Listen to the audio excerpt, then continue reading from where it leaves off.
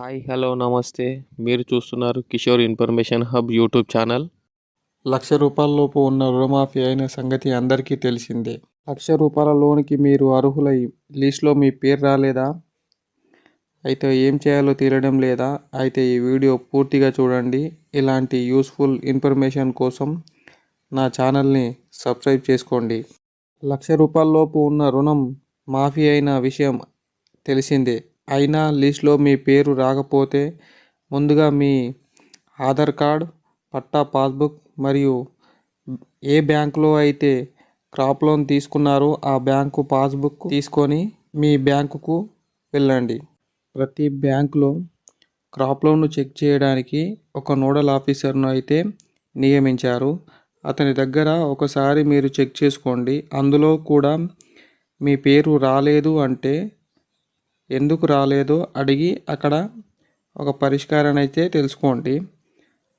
అక్కడ కూడా రాలేదు అంటే తరువాత నేరుగా మీ మండలంలోని వ్యవసాయ శాఖ అధికారి దగ్గరికి మీ ఆధార్ కార్డు మరియు మీ పట్టా పాస్బుక్ మరియు మీ బ్యాంకు పాస్బుక్ను ఒక జిరాక్స్ సెట్ తీసుకొని వెళ్ళండి. అక్కడ మీరు ఒకసారి మీ రుణమాఫీ ఎందుకు కాలేదో ఒకసారి చెక్ చేయమని చెప్పండి. మీ రుణమాఫీ ఎందుకు కాలేదో పూర్తి సమాచారం అయితే మండల వ్యవసాయ శాఖ అధికారి దగ్గర అయితే ఉంచారు. రుణమాఫీ కాని రైతులు మీ ఏఈఓలను కలవాలని ప్రభుత్వం ఉత్తర్వులు జారీ చేసింది. ఈ ఫిర్యాదులను పరిష్కరించడానికి 30 రోజుల గడువు పడుతుందని తేల్చి చెప్పిన ప్రభుత్వం మరో లిస్టు ఎప్పుడు వస్తుందని క్లారిటీగా చెప్పలేక బ్యాంకర్ల మధ్య రైతులు కష్టాలు పడుతున్నారు.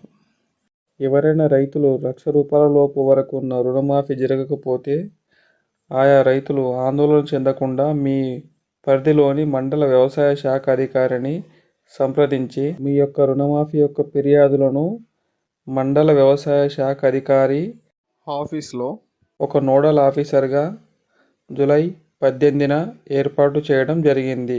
ఈ నోడల్ ఆఫీసర్ రైతుల దగ్గర నుండి ఫిర్యాదులను సేకరించి ప్రభుత్వానికి ఇచ్చి 30 రోజులలోగా పరిష్కారం జరిగేలా చేస్తాడు. మీ ఆధార్ కార్డును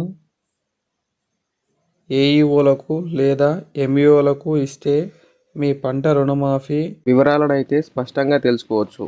థ్యాంక్ యూ.